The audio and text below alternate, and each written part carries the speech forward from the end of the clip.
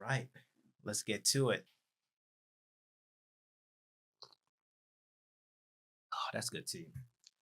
Welcome back, folks. This is your boy Abdul with another financial video for you guys to enjoy today. In today's video, I am going to be talking about budgeting, mainly the four different kinds of budgets you can actually implement in order for you to be able to budget efficiently. Now, I know some of you guys are saying, I've already know how to keep a budget. I've kept the budget for a long time.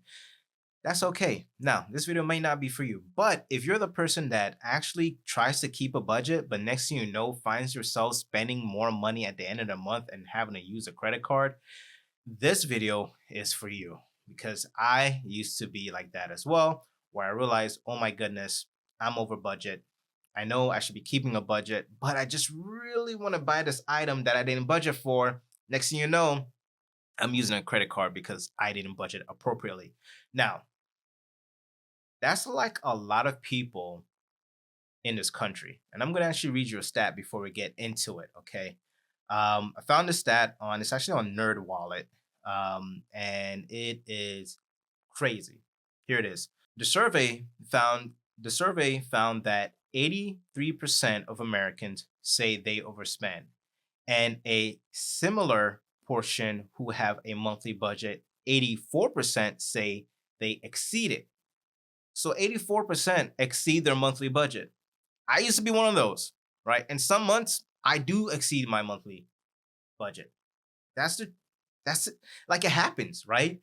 So the goal here is not to talk about how, okay, every month you're gonna have an exact budget and you're gonna stick to it, because in reality, that's not the case, right? Life happens, things happen, stuff comes up that you didn't budget for, right? That's called life. Okay. But as long as we keep these principles in place, the budgeting principles in place, we will be fine. Because why do we even budget in the first place? Why do everybody say, yo, you got to keep a budget? Financial planner says, hey, you got to keep a budget, right? The reason being is because a budget is a method and tool to use in order for you to reach certain particular financial goals. I'll give you a perfect example. Let's say you're trying to get out of debt. If you don't have a budget in place, how would you know how much money you can actually save at the end of the month to get out of debt? You wouldn't know because you don't know what you're spending your money on, right? And on top of that, how would you know how much money you can actually cut out from your expenses in order to put more money towards your debt if you're not keeping a budget? See, another example is this: you want to save. Well, in order to save, you're going to have money. Well, in order to have money, you're going to have to keep track of the cash flow that's coming in. If you don't have that in place, then at the end of the month, don't be surprised if you're not saving any money because you're not keeping track of it, right? So how do you know if you can actually save some money at the end of the month? So this video, I'm going to show you once again the four methods in which you can budget. And here's the thing, you can actually mix it up. Now, at the end of the video, I'm actually going to show you the budgeting system that I use. You can use it too, but trust me, by the time you listen to this video, budgeting is going to be like a no-brainer. It's going to be like, okay, I got it now. I got it. That's what I want for you guys. So let's get into it. All right. Now, what are the four budgets, right? Budgeting methods that are out there. Okay. There are four main budgeting methods that you can utilize. And I'm sure you probably heard of some of these already. The first one is a zero-based budget. Okay. Then you have your 50-30-20 rule budget. Then envelope method budget system. And then, of course, the budgeting system of paying yourself first. So I'm going to go through how these four budgeting system works. And then as I go through it, you're going to realize that, wait, you know what? I feel like this budgeting system is going to be a lot easier for me to utilize. So I might just want to pivot to that. And then you may find a budgeting system is like, yeah, I'm not going to use this one. It's a lot of work. And I'm not interested in using that method. That's okay too. So let's start with the first one, zero base. About almost bit the side of my cheeks there. Okay, let's start with the first one, a zero base budget. Okay, so what is a zero base budget? Now, a zero base budget, you could probably guess by the name, is where you make sure the money that's coming in has a place to go, right? So every dollar is accounted for. That's what a zero-based budget, which means that at the end of the month, there's nothing left, right? Because it's all went to a particular task. For example, you have your rent or your mortgage, right? You allocate some money. So, okay, my rent is 150, 1,500, right? Okay, so you put that aside. Then you have your groceries. Groceries is 300. Then you have your car note or you have your gas. So you go down the line until you have put a dollar on all the expenses you know are going to come in the month. And doing that, you allow yourself to know, hey, this is how much I have coming in, and this is where it's all going. So that when the money comes in, you already know what to do with it. Okay, and you save a portion for your savings, right? So at the end, you're like, okay, all my expenses are accounted for, all my savings are accounted for. That means that at the end of the month, I should have zero. That's essentially what zero base budget is, right? And then let's go on to the second one. Okay. Now, the second one is your 50-30-20 rule. Um, this rule is pretty simple, and it's a method that I've liked to use before. But a 50-30-20 rule says that you're going to have 50% of your income coming in going towards your necessities, right?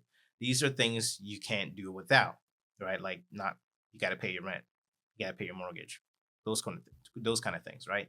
30% goes to your wants, right? These are things where it's like, I want to have this subscription because I want to, watch some shows. I like watching shows. I like binge watching shows sometimes. So, I got to have my Hulu. I got to have my Netflix. You know, those are kind of things that you can actually do without. I don't think I can, but some people can.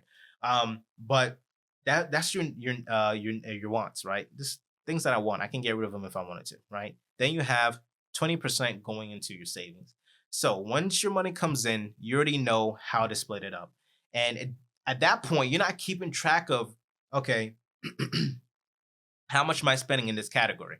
You've already allocated a certain amount to spend in that category, right? So at that point, it doesn't really matter what you're buying. You just need to make sure that, hey, at the end of the month, I need to make sure I'm putting 50% to my needs. I got 30% for my wants, and I got 20% into my savings. I got to make sure I'm keeping that 20% to my savings, right? Now, that's the general rule for the 50-30-20 rule. Okay. Now let's move on to the next one, the envelope method. Now this method, it's almost like the zero-based method, but the envelope method really is a method that is actually physical cash, right? And you have envelopes. So basically, let's see if I can find an envelope. Nope, can't find an envelope, but you've seen an envelope before. So you put money into this envelope. Now I'm actually really, really trying to find an envelope. Oh, okay, look, I found one. All right, so envelope, literally an envelope. You put your money into the envelope, okay? Now, I just checked my wallet. I don't have any cash. I don't like carrying cash around with me. That's why the zero-based budget. This is why this envelope method probably wouldn't work for me, but it might work for some of you guys if you like to carry cash around. Now, that's pretty much what you're doing, right? So you got your rent, you got your mortgage. I doubt you want to keep your mortgage payment in here, but like maybe your groceries, your gas, your wants money. Basically, all of it goes into the envelope. Now, it's not just one envelope. You have multiple envelopes, right? So imagine an envelope for your gas. Imagine your envelope for your groceries. Imagine an envelope for your fun money. Imagine an envelope for your, personal care, right? So basically, that's what you're doing with the envelope method, right? You're categorizing the expenses. You're keeping in an envelope, and the psychological effect it has, though, right? And this is something that I know has worked on me because I don't have cash. But when you're spending cash, you feel it more. You're like, oh man, you've seen it leave you, right? But when you have a card, and you just swipe, it's a different feeling. And a lot of credit card companies know that, and banks know that as well. That it's a different a mental effect that it has on you when you're. I mean, can you imagine giving a stack of cash, like handing it to somebody, and it's like, man, that's a lot of money I'm giving to you, right? Let's say it's a $300 purchase that you're making, right? And you have $300 in cash. Could you imagine just giving that? And it's just like, oh my God, it's $300 I'm giving you. It's some money right there, right? But if you have it on a card, it's just a swipe. That's it. Okay. So that's the envelope method. Now, this method will work for some people if they like to carry cash on hand. I don't like to carry cash on hand, so this is not something that I would actually do. But let's go on to the next budgeting method. Pay yourself first. Now, this method, unlike all the other methods, you're putting you first. Not your expenses, not your wants, not your needs. You're putting you first, which means that you're saving money before even dealing with all your expenses. Okay. So here's how it works. Okay. Let's say that you're bringing in 2,000 coming in each month, right? And your paycheck is split up 1,000 bi-weekly, let's say. So when your money comes in, you're gonna automatically have an automatic withdrawal come out of the checking account into a savings account before any expenses are taken care of. Or you could do it in a way where you have your employer from the start allocate a certain percentage to your savings before you even receive the deposit into your bank account. Okay. Now, that's really what you're doing when it comes to a budget method of paying yourself first, is the fact that you're actually saying, okay, I want to save $500 each paycheck. Okay, every paycheck I get, I put $500 away, and then whatever's left over, that's what I'm going to use for my expenses and wants. That's it. That's literally what pay yourself first does. Now, I told you at the end of the video, I was going to tell you which methods that I like best and which methods that I actually use that have worked for me. Okay. Now, have I tried all of these methods? Truthfully, I have.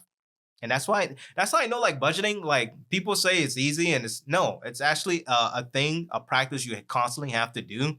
And some budgeting systems may work for others, some budgeting systems may not, right? So for me, I would, I may have already mentioned it, but like the envelope method, I don't like the envelope method. I've tried the envelope method. I think it's just too much to keep track of all these cash. Like, I don't like that, right? But out of the envelope method, I would actually take physical money for my gas and put it in an envelope, right? Because I usually put that in my car. And when I need gas, I just go into it, right? And I keep track of how much I'm spending on gas that way. That's like an envelope method that I use for that. Now, paying yourself first, that's a method that I utilize all the time. I always pay myself first, right? Because you're not working for somebody else. You're working for you, right? I mean, in the end, you're working for the future you. You're going to your employer to put in the hours to get the money for the future you, right? So for me, I'm always paying the future you, right? Which means that I'm going to make sure before money even comes into my bank account that I use for my expenses, I'm going to automatically already have a portion of it going to savings. And so whatever comes in, that's what I'm dealing with. That's all I got to work with. Okay. Now, another method that I use in combination of that method is the 50-30-20 rule, right? So once again, I put 20% of my income into savings, and the rest, the 50% goes to my necessities, and then the 30% goes to my wants, right? So you can see that I'm doing a combination, right? I'm doing the 50-30-20 because I like that. It's pretty simple. And then I'm doing the pay yourself first application, right? And automatically saving 20%. Now, this method helps me because the way I find myself spending money is, number one, I don't like to spend money, but I do sometimes impulse. I would admit, though, like, look, a financial professional, but we're not all like immune to this, right? Like for me, I do impulse sometimes, not all the times. Sometimes it depends on the store I go to. If it's a special, if it's a store that I really like and I see like a nice piece, because I like nice stuff, right? So sometimes I go into a store and I'm like, ooh, I like this nice art piece, like I I want it, right? So that's like a impulse buy. But I'm not really concerned about that because at the end of the day, if I've already put 20% away for savings, which is like my number one goal is to always consistently save, and then I have my 50% to my needs and my 30% to my wants. If I spend that 30% on my wants and I'm good, I spent it, so no more, right? What a lot of people make the mistake of doing is not sticking to one of these budgeting rules. Now, once again, you don't have to choose, you don't have to do just one, you could do multiple, right? So when we overspend, honestly don't think we overspend because of a lack of a budget. I think we overspend because of a lack of a vision. Um, and a vision for the month, a vision for where you're going when it comes to your savings. Um, because I'll give you a perfect example, right? Let's say if I impulse buy, okay, and have a real like I have a savings goal that I want to work towards, and I impulse buy, that means that this purchase that I'm doing is at this moment is more important than me reaching that goal, right? So that means that that drive to reach that goal, it's not there. That the fire that I want is like, oh man, I really want this goal. I really want to accomplish this goal. And maybe is I want to save for traveling, right? If you're really serious about traveling, trust me when I say you will make it a way for you not to overspend to reach your traveling goal, right? And then another aspect of it is I probably already alluded to this, the swiping, right? Don't carry that credit card. Put it away. Okay. Because then it's gonna force you to really stick to the budget that you have, knowing that hey, I don't have extra to cover any of my expenses. Okay. Now that's really what budgeting is. Okay. When I work with clients and they, let's say, like for them, budgeting is not something you do and you're having a hard time doing it, it's not going to take effect in the first month. It's not going to take effect into the second month. It's probably going to take into effect in the third month. And what I mean by that is as you start to budget, you're starting to figure out really how much you're spending money and how you're spending your money. Because the first month, it's not going to be perfect, right? The second month, it's still not going to be the perfect. Third month, you're probably now starting to get a hang of it, and it's like, oh, okay, now I see how this works. I see where I'm having an issue with. Like for me, I know I'm not going to go to that one store because I know if I go to that one store, it's going to be a problem.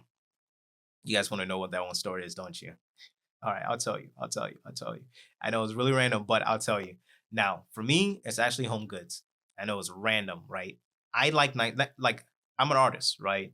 That is a sculpture piece that I actually made in high school and actually have a painting on my wall here that I'll show you guys another time. But I like nice things. I like art, right? And I like nice pieces. I like nice like furniture pieces. So like for me, that is like a problem. So I know I'm not gonna go by that store because I know if I go in there, I'm gonna be tempted to buy something, right? So you gotta be disciplined in that manner. And I need to be disciplined in that manner too. Okay. But yeah, that's really about it, right? Once you do this whole budgeting thing, it's gonna be so much easier. You're gonna realize, oh, I'm actually reaching my goals faster. I'm actually getting out of debt faster because I am keeping track of my expenses, and it doesn't need to be hard. My goal, just keep it simple. See you guys in the next video.